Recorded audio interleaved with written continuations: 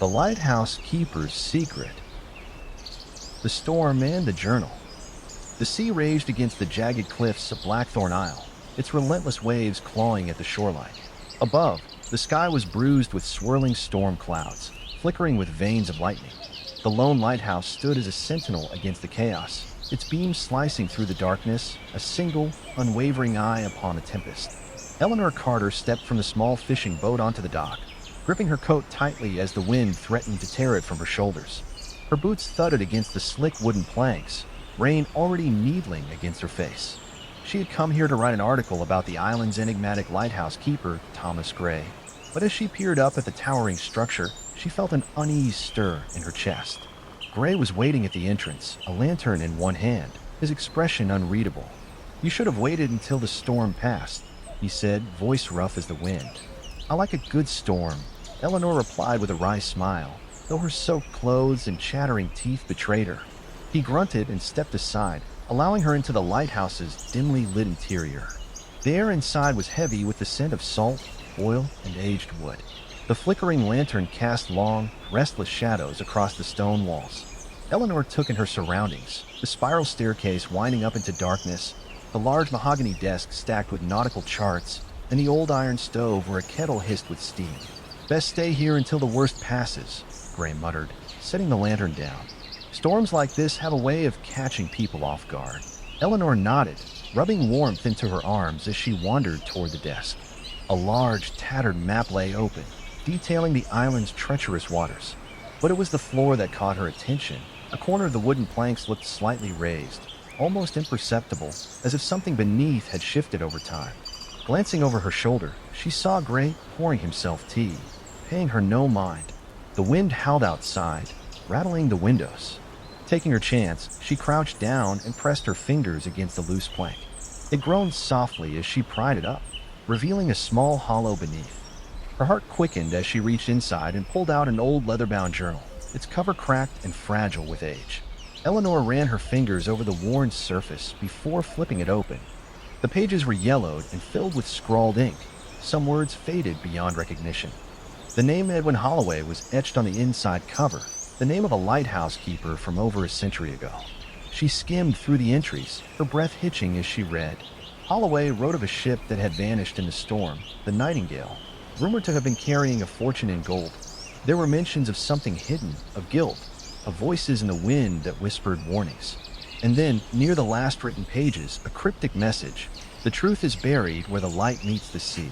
A sudden gust of wind slammed against the lighthouse, shaking its very foundation. The lantern on the desk flickered violently. Eleanor snapped the journal shut, the pulse hammering. Then movement.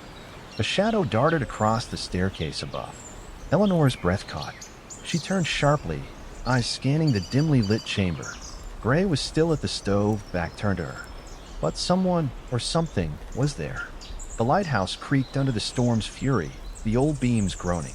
Eleanor clutched the journal tightly, her palms damp. She could still feel the weight of unseen eyes watching her. Trying to steady her nerves, she tucked the journal into her bag, deciding she would read more once she was safely in her room. But sleep never came easy that night. The wind whispered through the cracks in the walls, its voice eerily reminiscent of the words in Holloway's journal. When she awoke the next morning, the storm had passed, leaving behind only the scent of rain and brine. Sunlight streamed through the lighthouse's high windows, illuminating the room in a golden glow. With a groggy sigh, Eleanor reached for her bag, only to find it unzipped. The journal was gone. The ghost ship's warning. The waves lapped against the rocky shore, calmer now after the storm, but the air remained thick with an unshakable unease. Eleanor Carter stood at the edge of the harbor, the salty breeze pulling at her hair as she clutched the straps of her bag. The journal was gone, but the secrets it whispered still lingered in her mind. She needed answers. Daniel, a rugged fisherman with sea-worn hands and wary eyes, leaned against the wooden railing beside her. "You're not the first to go poking around for Holloway's secrets," he muttered. "And you won't be the first to regret it." Eleanor turned to him. "You believe in the legend, don't you?" Daniel's lips pressed into a tight line. The phantom ship isn't just a legend, it's a warning. He recounted the story, how the Nightingale had vanished in a storm over a century ago, how the lighthouse's beam had mysteriously gone dark that night, dooming the ship and its passengers. Ever since, sailors spoke of seeing a ghostly ship drifting through the mist, its broken sails billowing, its crew of shadows watching, waiting. That ship only appears when someone gets too close to the truth, Daniel said. You've already stirred the past. It's best you leave before it stirs back. But Eleanor wasn't leaving. She had come too far. That night, as she returned to the lighthouse, she noticed the windows of the nearby cottages darkened earlier than usual. Doors shut quickly at her passing. Even the wind carried a hushed, eerie silence, as though the entire island held its breath. Inside, Thomas Gray sat by the crackling fireplace, his face unreadable in the glow of the flames. He barely looked at her as she entered. "You should leave," he said without preamble. Eleanor dropped her damp coat over a chair. "You keep saying that." Gray turned his cold, storm gray eyes to her. "Because you don't understand what you're inviting." Something in his voice sent a chill down her spine. But she wasn't backing down. Not yet. That night, as rain pattered against the lighthouse glass, Eleanor sat by her window, staring out at the vast, endless black of the ocean. Daniel's words haunted her. The journal's cryptic message gnawed at her thoughts. The truth is buried where the light meets the sea. Then, as lightning split the sky, she saw it. A ship, barely more than a shadow, drifting just beyond the reach of the lighthouse beam. Its tattered sails hung lifeless, its hull rotting, yet strangely intact. The storm raged around it, yet it floated undisturbed, as if belonging to another realm. Eleanor's breath caught. It couldn't be real. Another flash of lightning illuminated the deck, and there, amid the spectral glow, stood a lone figure. A man, his coat billowing in the wind, his face obscured by darkness. He raised a hand, not in warning, not in threat, in invitation. Eleanor gripped the windowsill, her pulse hammering. The figure held his stance for a moment longer. Then, with the next flash of lightning, the ship was gone.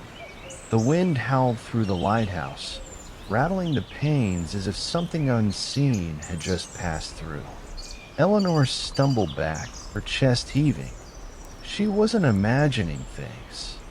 The Nightingale had returned. The keeper's betrayal. The lighthouse stood silent against the wind, its beams sweeping across the darkened waves like a lonely sentinel. Eleanor Carter pulled her coat tighter around her shoulders, her breath rising in wisps against the cold. The journal was gone, but its words had etched themselves into her mind. The truth is buried where the light meets the sea. She needed to know what Thomas Gray was hiding. Slipping inside the lighthouse, she moved carefully, listening for any sound beyond the creaking floorboards. The old keeper was nowhere in sight. The air was thick with the scent of seawater and burning oil. Shadows flickered along the walls as the lantern swayed in unseen currents. Her fingers traced the edges of the wooden floor, searching. Then a hollow thud. She pried up the loose board. Beneath it, hidden in the dust of years, lay an iron ring. Eleanor gripped it and pulled. A section of the floor groaned and shifted, revealing a narrow passageway plunging into darkness. Her heart pounded as she descended. The damp air clung to her skin, the stone steps worn smooth by time. At the bottom, a door stood slightly ajar, its frame warped with age. Inside, the chamber stretched out before her, a secret room beneath the lighthouse. Maps lay scattered across a wooden table, their ink lines tracing forgotten coastlines. A rusted lantern flickered in a corner. Shelves sagged beneath the weight of brittle papers, ledgers and letters sealed with broken wax. And at the center of the room, a trapdoor.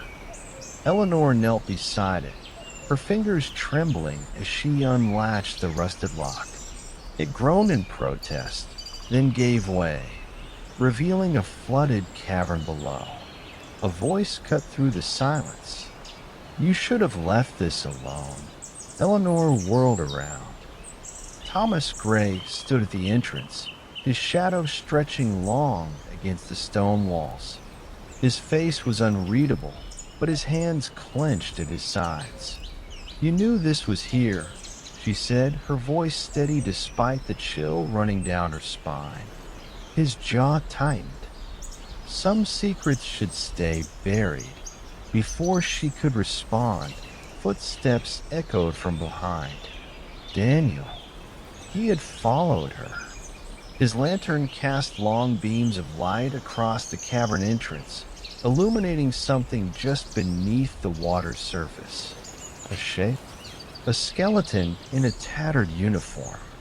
Its bony fingers clutched a rusted key. Eleanor's breath hitched. This wasn't just a legend. This was proof. The lighthouse keeper from long ago had died protecting or hiding something. She reached for the key. A thunderous crash split the air. The tide surged into the cavern, a massive wave rushing through the entrance like a beast unleashed. The water slammed into them, knocking Eleanor off balance. She barely had time to see Thomas reach for her before the current dragged her under. Darkness swallowed her whole. The keeper's secret revealed. Darkness surrounded Eleanor. The weight of the water pressed against her chest, cold and suffocating. The raging current had stolen her breath, her bearings, her very sense of direction. For a terrifying moment, she was sure she was sinking into nothingness. Then a flicker of light. Through the murky depths, a faint glow pulsed ahead. It wasn't the golden hue of the lighthouse beam, but something colder, something spectral. It illuminated jagged rocks, the long-forgotten bones of a shipwreck, and something else, a wooden chest, half buried in the sand. The key? Eleanor's fingers still clutched the rusted key she had pried from the skeleton's grasp. Summoning her last ounce of strength, she kicked toward the chest, her lungs screaming for air. Her fingers found the lock, jammed the key inside, and twisted. The lock snapped open. A rush of bubbles erupted as the chest creaked apart, releasing its secrets into the water. Scrolls, letters, ledgers stained with age. They drifted upward like whispers from the past. And then a hand, not flesh and bone, pale, translucent, reaching. Eleanor's scream was lost in the water as she was suddenly yanked upward. Daniel. His strong grip hauled her toward the surface.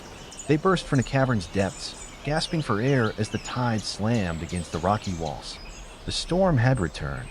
Waves battered the shore. Wind howled through the cliffs. But Eleanor wasn't thinking about the storm. She was thinking about the truth she had just unlocked. Gasping, she dragged herself onto a ledge, Daniel close behind. The letters she had grabbed from the chest clung to her soaked clothing, ink smudged but still readable. Proof. The lighthouse keeper's log. A confession. March 17, 1821. The ship approaches. The gold aboard is worth the risk. The light must go dark. A death sentence written in ink. Eleanor's heart pounded. The phantom ship wasn't just a legend. The Nightingale had been deliberately wrecked, betrayed by the very light meant to guide it home. The lighthouse keeper had turned off the beacon, sending dozens of sailors to their deaths just to loot the wreckage. And beneath the scrawled signature at the bottom of the page, one name sent a shiver through Eleanor's spine. Edgar Gray. Eleanor turned to Thomas, who stood at the cavern's edge, his expression grim. He had known. How long, she demanded, voice raw from salt and fury. "How long has your family kept this buried?" His hands trembled at his sides. "It was never meant to be found." The wind screamed around him, rattling the lighthouse high above. The souls of the lost had been waiting. A sudden gust tore through the cavern, sending loose papers spiraling into the air. And there, standing just beyond the rocks, was the figure from the phantom ship. His coat whipped in the wind, his face obscured by shadow. He lifted a hand, not in warning, not in threat, but in gratitude. The truth had been set free. The lighthouse beacon flickered, its golden glow stretching across the stormy sea. And just like that, the phantom ship was gone.